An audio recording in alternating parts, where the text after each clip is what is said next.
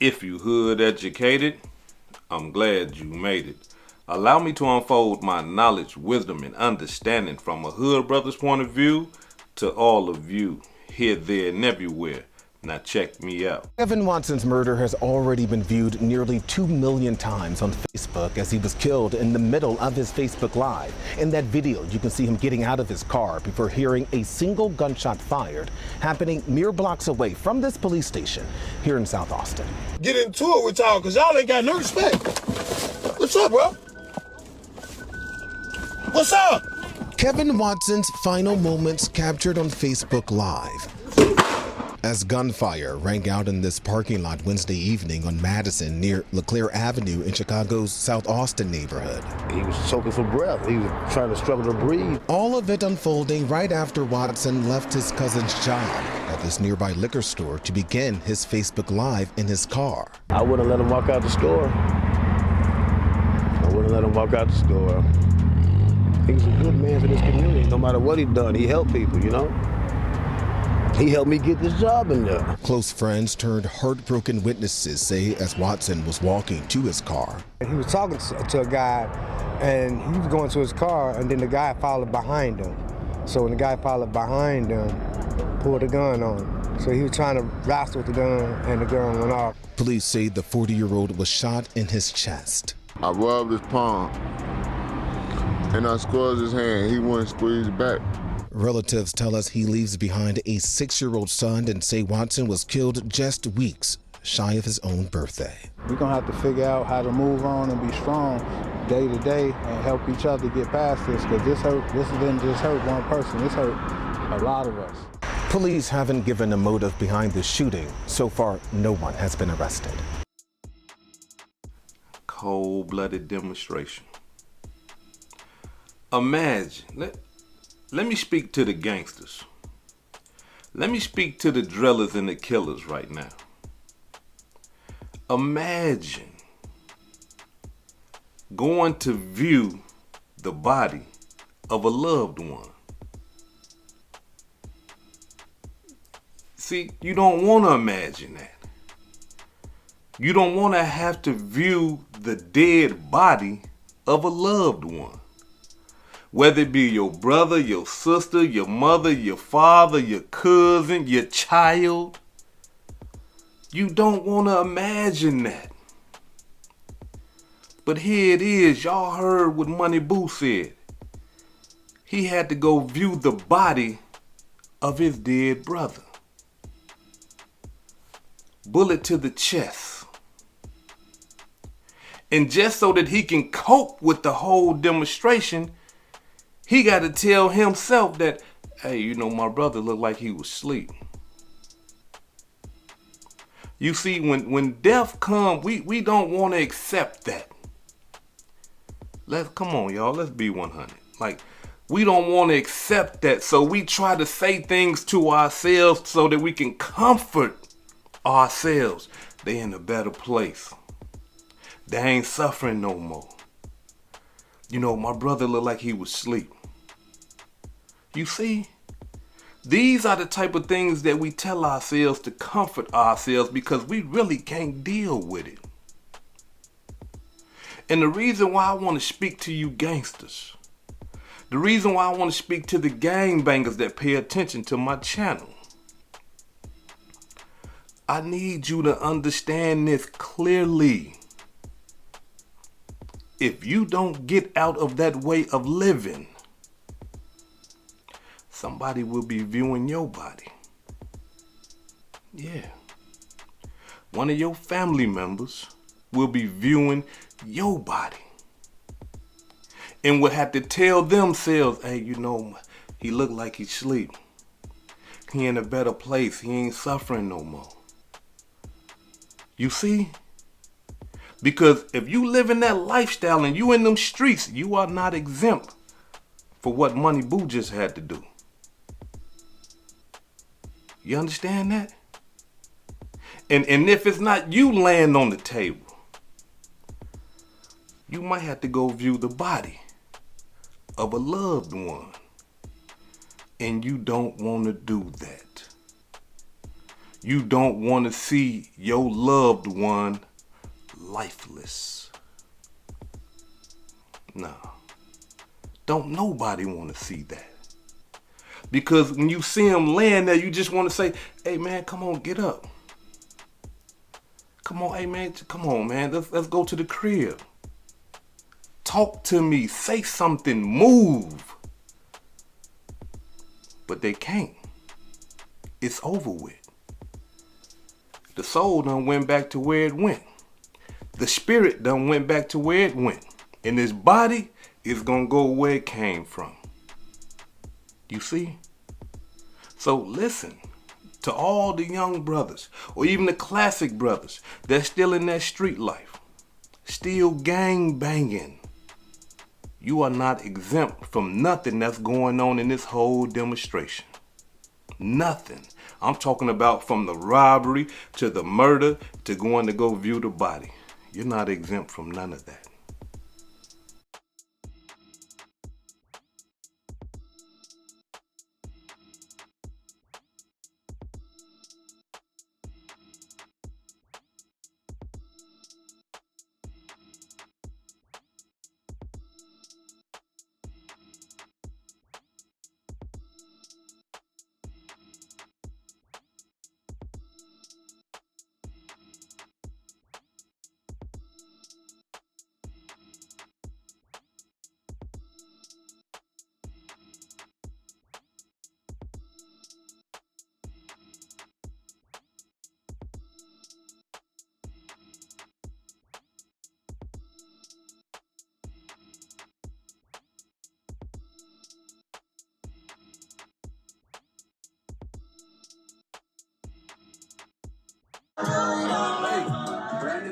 Fuck a nigga, fuck a bitch. Ain't got time for stupid shit.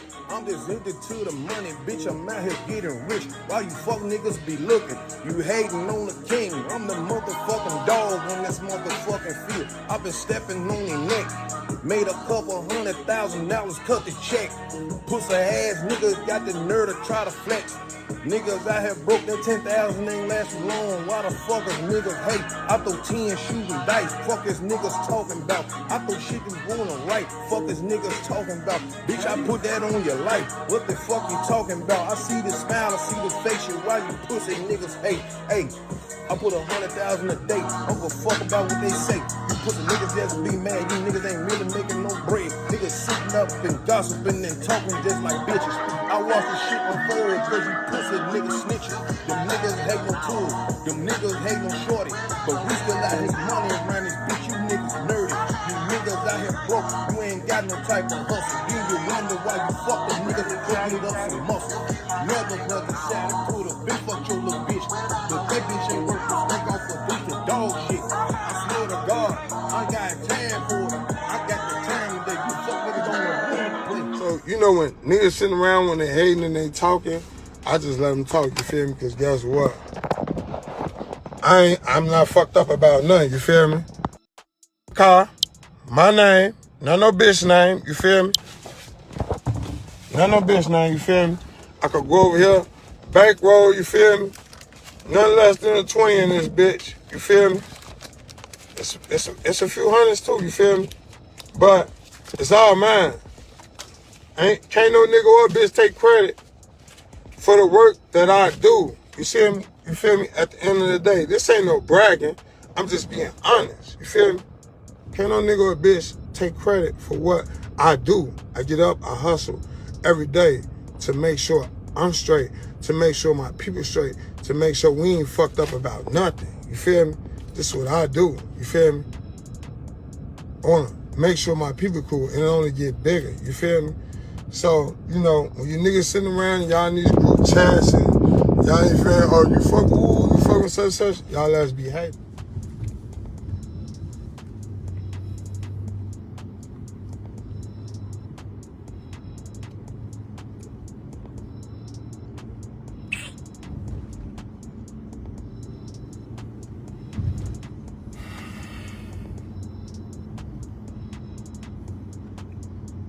This ain't got nothing to do with no sweating.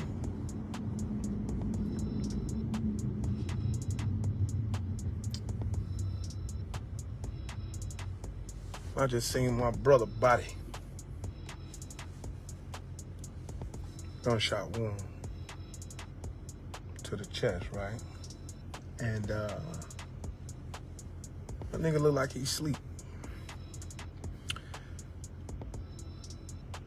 My brother look like he sleep. He like he at peace.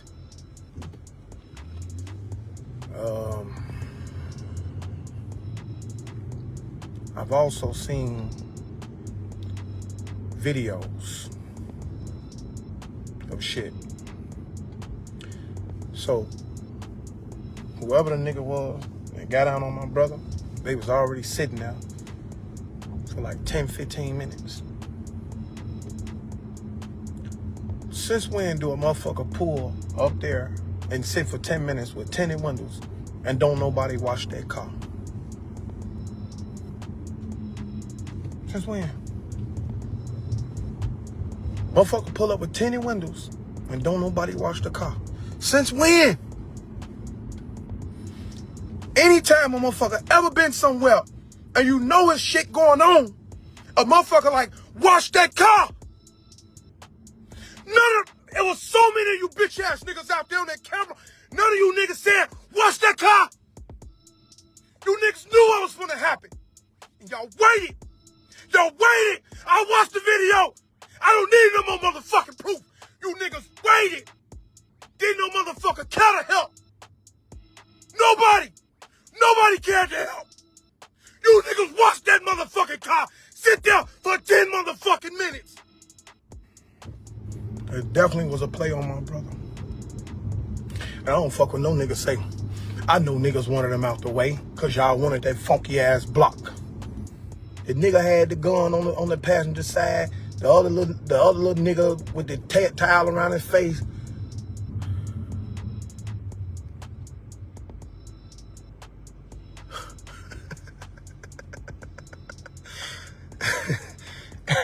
And you niggas, y'all want me to believe you niggas up there love too. Y'all want me to believe that shit?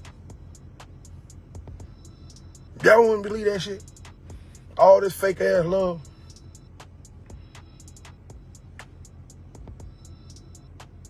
Matter of fact, I'm gonna make the funeral invite only.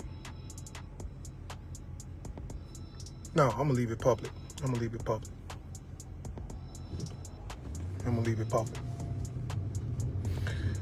You niggas, man.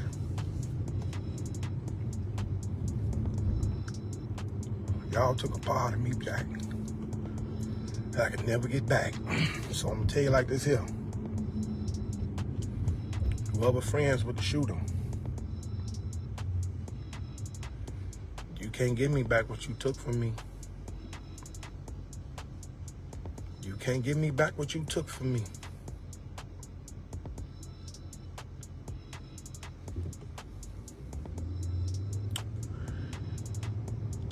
I've been as humble, cool, laid back as I can be.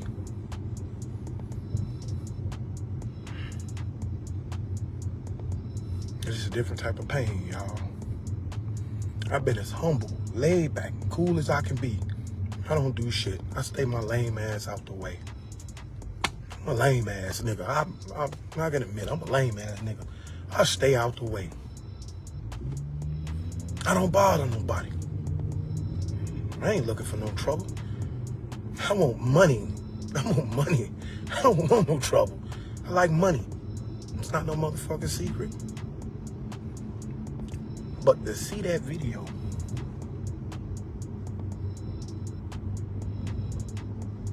and to know it was way more than what motherfuckers tried to make it seem.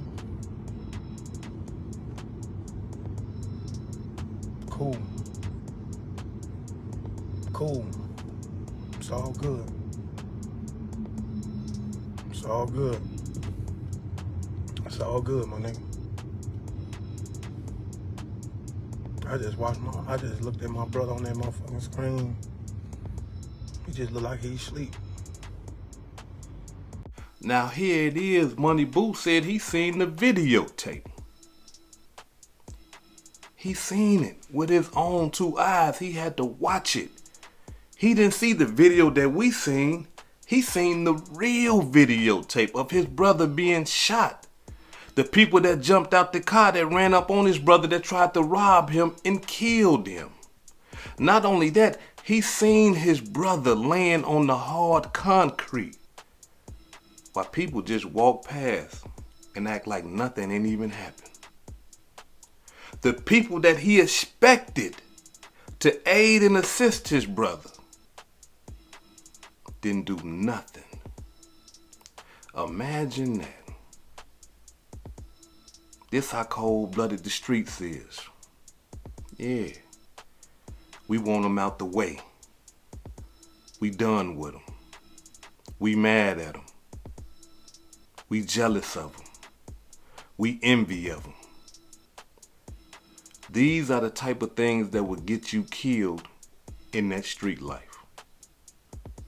Now, the cold-blooded part about the whole demonstration is this right here. Who knew that he was going to be there? Because MoneyBoo, Tugg brother, said that the car was sitting out there 10 to 15 minutes. 10 to 15 minutes. So that means that while the car was sitting there, they sitting there plotting and planning. Waiting. Stalking. In a car with tinted windows. In a war zone area. And ain't nobody, I'm talking about all the brothers that's out there, ain't nobody say like he said, hey, on that car, like, y'all, for y'all that don't know about the hood, y'all, that's regular practice. And what I mean by regular practice is this right here. If a strange car comes into the hood where y'all been at war shooting at people, people shooting at y'all, y'all trying to kill people, people trying to kill y'all, people doing drive-bys, people doing walk-ups. Anything that comes in that area that is unusual to you, you own it. You like this here. Hey man, hold on. Bro, that car been sitting there for 5 minutes. Who in that car? Who is them? You see what I'm saying? And I'm talking about, and if nobody, oh man, we don't know who they went. We like this here. We on alert. Hold on, man. On that car, y'all. Hey, go around the back. Because if they try to go that way, I need you to, because I'm going to cut them off right here. You see what I'm saying? Y'all, that's regular practice in the hood. Regular practice. Listen, it's so cold. When it's wartime, it's so cold-blooded. I can remember, y'all, being in the hood when I used to gang bang. If one of the brothers was coming in a strange car, they would call us. Hey, Lord, listen, I'm finna pull up in a Buick Regal. A white Buick Regal on some gold Daytons. Hey, Lord, I'm finna pull up in a Chevy with some 30s and Vols on it. Burgundy. Two-door. Why would they call us and alarm us and make us aware of the cars that they was coming in that would be strange to us? Because they understood a strange car had I'm talking about a high chance of being Swiss cheesed up. Because we couldn't risk it. It's too many times in the hood that a strange car would come by and we'll say, oh no, we don't know who that is. And somebody would jump out and kill something, shoot something, stab something, beat something. Or they just do a drive-by, spray the whole block up. So brothers in the hood that's a part of war zones, you can't chance a strange car. And so when he said nobody jumped on the car, like I said in my last video, man, look, and then the car got away. Ain't nobody shot at it or nothing. And look, again, y'all know I don't condone the violence, but I'm giving y'all this from a hood perspective. This is just how it go in the hood. If a car was to do that, somebody gonna throw a rock at the car, throw a bottle, they gonna shoot, throw a knife at it. Something gonna happen to that car. Somebody gonna jump in their car and try to chase the car down to get off. This is real life. This is just how it go in the hood when you in a war zone. So for them to sit in that car for 10 to 15 minutes, watch him while he's on live, and then rob him or try to rob him and kill him, I gotta agree with the brother. Some just don't look right. Some just ain't right, y'all. So again, we gotta ask ourselves, who knew he was gonna be there? Well, for one thing, according to the streets, they saying that the brother frequent that area all the time. So being that he frequent that area all the time, anybody that wanted to do any harm to him, all they had to do was just sit and wait. You see? Oh, he gonna be here. He always here. This is where he get off at. You understand? This is where he pitching at. This is where he making his bread and butter at. He gonna be over here. All they got to do is sit and wait. But understand again, can't no strangers just sit and wait in the hood. That's unheard of. You can't do that. You can't just come into a neighborhood that is war-torn, that is gang-bang territory, and think you just finna sit in the car without being approached, without your car being shot up. It just don't happen like that. Try it then and see if you think I'm lying. Go to a gang-torn area and just pull up in your car and just pull over and just sit there. They gonna be on you like white on rice. You gonna be like, hey, hold on, no, wait a minute, no, you see? No, it don't go down like that. So that's one. They knew, look, all we got to do is just wait right here. But if they was comfortable, listen to my words, if they was comfortable enough to wait there until he pulled up, backdoor action. That's backdoor action. You shouldn't be that comfortable in a war-torn area with guns. You shouldn't be that comfortable, but they was. So that's one thing. Two, we got the person that brought him the weed. Remember? Remember when he opened up the door and he pulled the bag in and he got the looking in the bag and he was like, oh yeah, I'm going to tell him to pull down so he can look at it. Whoever brought him that weed knew he was there. Knew he was coming there. Because he beat them there. He was already talking on his live. And then that's when they pulled up and gave him the weed. You see? So they knew he was there. Listen. Everybody a suspect. Look, I mean, you got some explaining to do. Just being 100. I mean, if that was my, hey, look, hey man, hold on. Everybody a suspect. Everybody got some explaining to do. So I understand where MoneyBoo coming from. That's my brother. My little brother. You knew he was coming there. What's going on? You see? And then not only that, the third person that knew that he was there. I don't want to say it was his cousin, but whoever that he said, I'm going to have them pulled down so they can look at it, they knew he was there. So in 3 ways, yeah, 3 ways this thing could have happened. Now, to me, yeah, all them suspects, man, I gotta holler at everybody. I gotta see what's going on. I got to, because look, this is my little brother.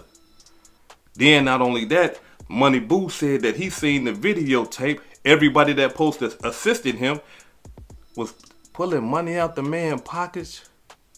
They robbed the man of thousands. We seen the cousin go in the car and grab the bag. I wonder if he gave that bag to MoneyBoo. I wonder, was that bag for him? Was the cousin the one that was supposed to pull down and look at it? Because if he was, that would make sense of him getting to the car and grabbing the bag. You see, if he was the one that was supposed to come down and look at it, then he was the one. That's why he probably came in the car and same thing was like, okay, hold on, let me grab this bag real quick. Because I know what this is. We done did this before multiple times. You feel me? But at the same time, look, everybody's suspect. That's just how I'm talking about. I'm doing the process of elimination. Okay, I'm checking you off. No, hold on. What? Let me do. Okay, no, you straight. You ain't. I'm checking off the list because I got to get to the bottom of it. This my little brother. Now, before I depart, allow me to say this right here. Listen, for those of you who are still in them streets, you understand what the streets got for you. The streets ain't got no love for you. You out there doing illegal activity, criminal activity. It only lasts for so long. I mean, let's just think about the history, right? How many successful street niggas do you know? I mean, just think. And I'm hood educated residents, y'all gotta excuse me, I'm speaking to the gangsters. How many street niggas do you know who has lasted? I'm talking about that, could stand the test of time. That ain't got no war wounds. That ain't mentally scarred. That ain't in the grave. That ain't in the penitentiary doing a large amount of their life in the penitentiary of not life.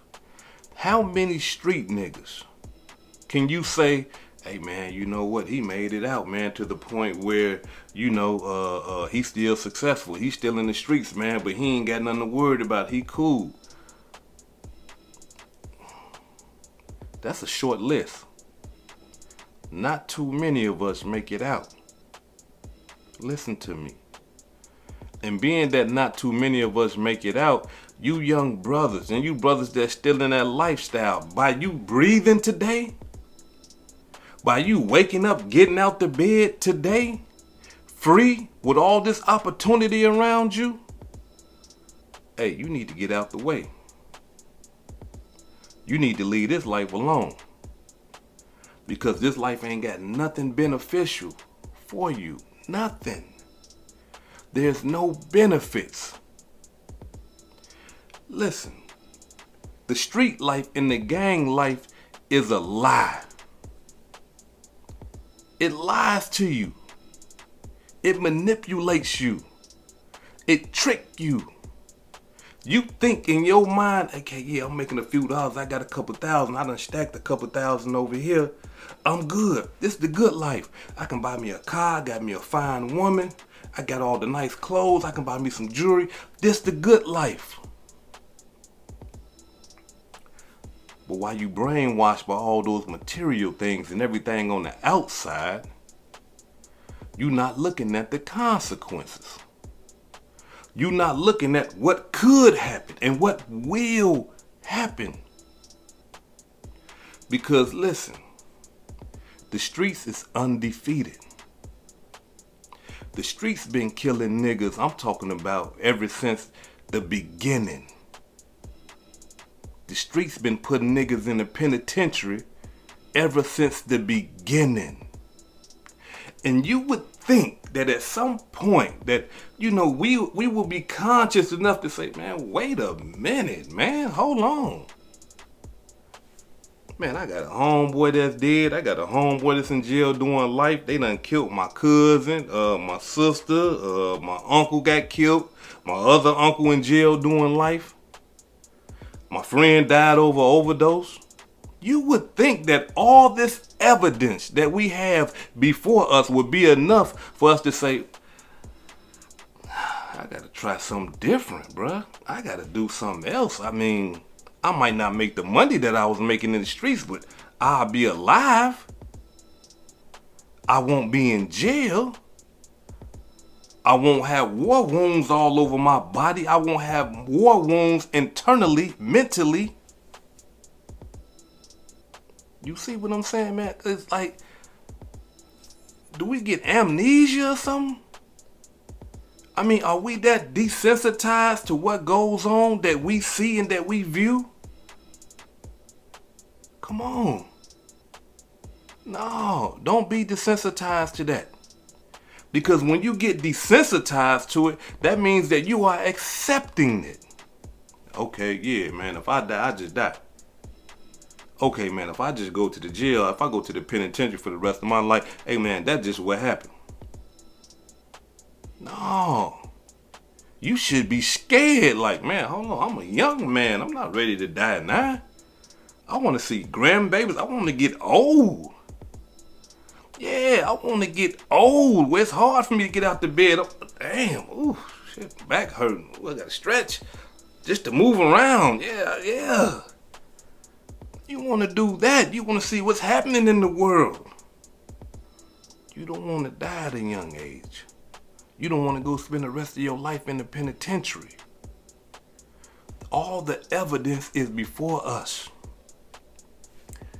I had to wake up. Listen, y'all. I was so deep into gang banging. I was like, man, just like how I told y'all, I really believed in my mind that I was going to die by 23. And I was so caught up in the gangbang lifestyle, smoking weed, drinking liquor and stuff like that, I was desensitized by death. Death didn't scare me. I really did accept it. Like when brothers got killed or people around me that I knew got killed, it was just like, okay, we got to go get our get back though. You know, yeah, I'm mad, I'm hurt and all that old type of stuff, but we got to go that way because that's where they at. They the ones that did it. We got to go there. Not finna be sitting here crying and whining and all that. They did it. We gotta go over that way. You see? Gone up here. I'm talking about gone. The only thing that I was worried about, and this right here is, I'm talking about, when I think about this now, I be like, man, boy, you was gone. The only thing that I used to think about is this.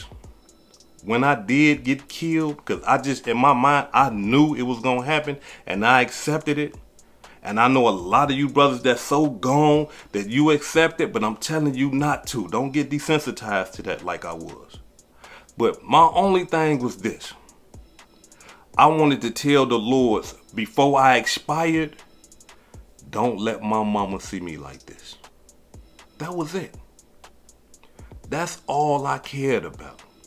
I wasn't scared enough to say, hey, you know what? Let me stop doing this. I was gone.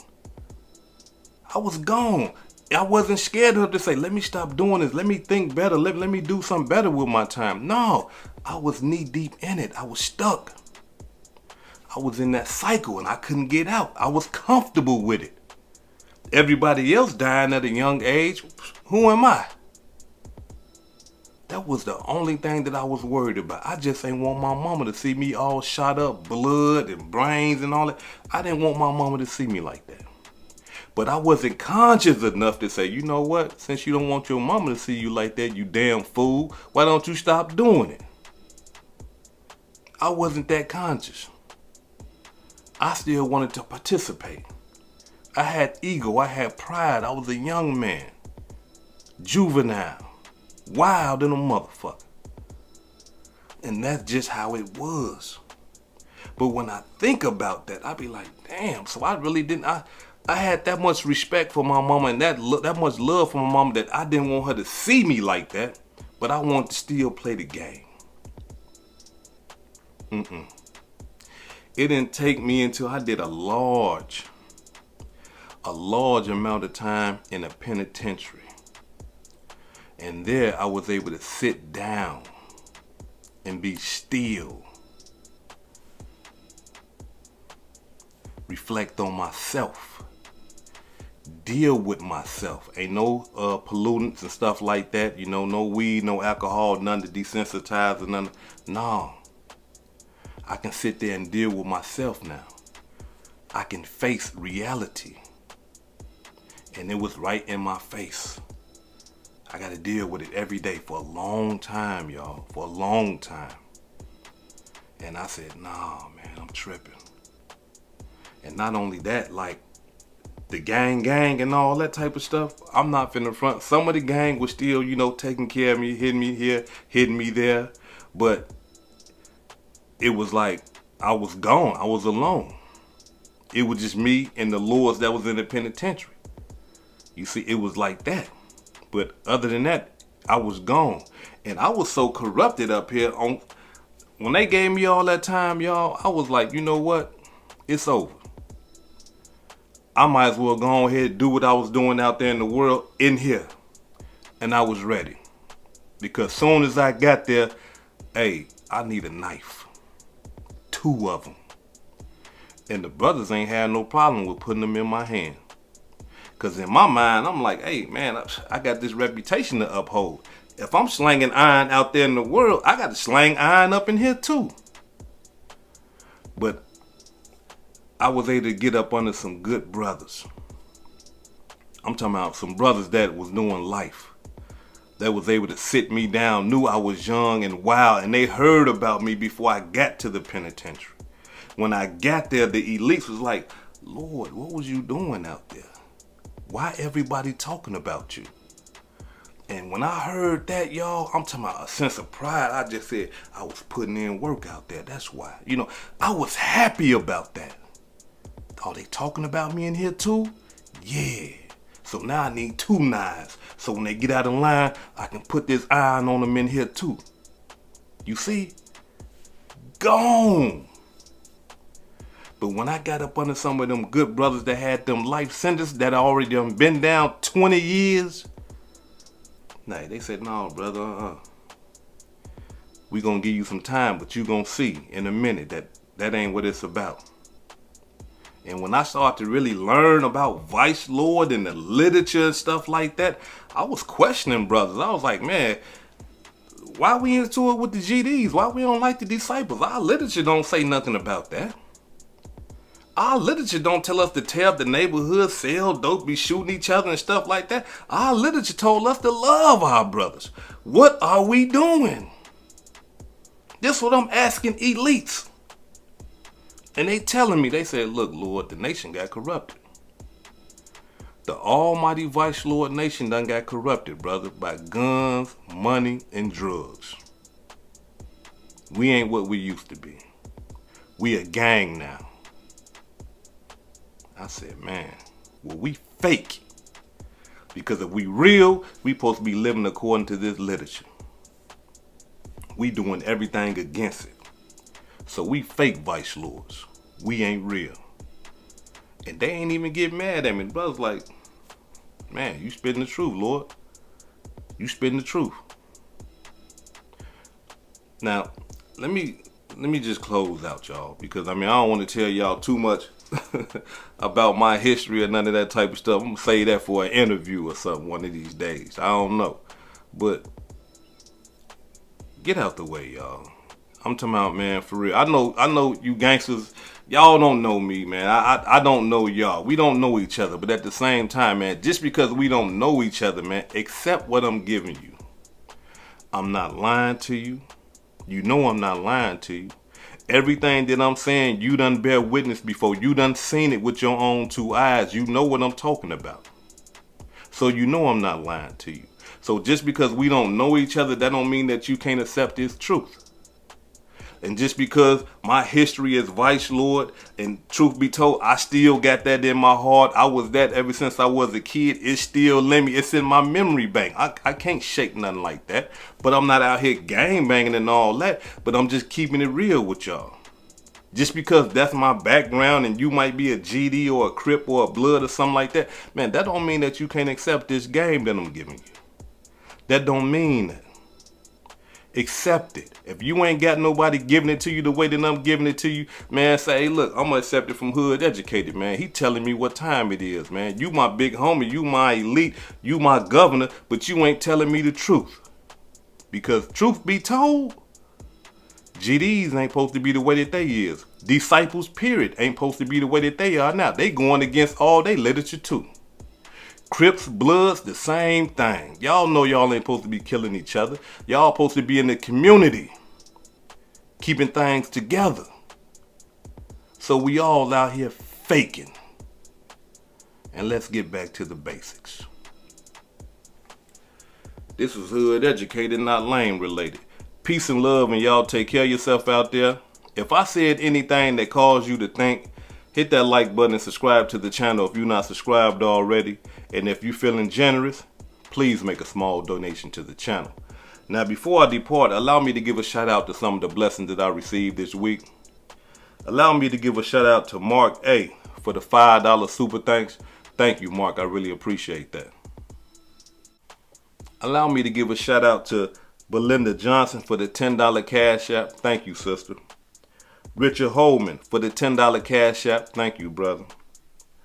Online Education LLC for the $20 cash app. Thank you. I really appreciate that.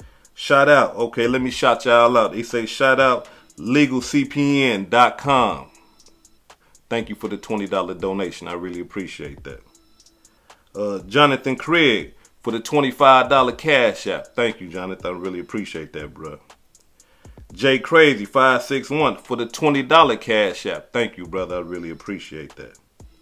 Lena White for the $5 cash app. Thank you, sister. I really appreciate that. And last but not least, Nicholas Pearson for the $11 cash app. This is hood educated, not lane related. Peace and love. And y'all take care of yourself out there.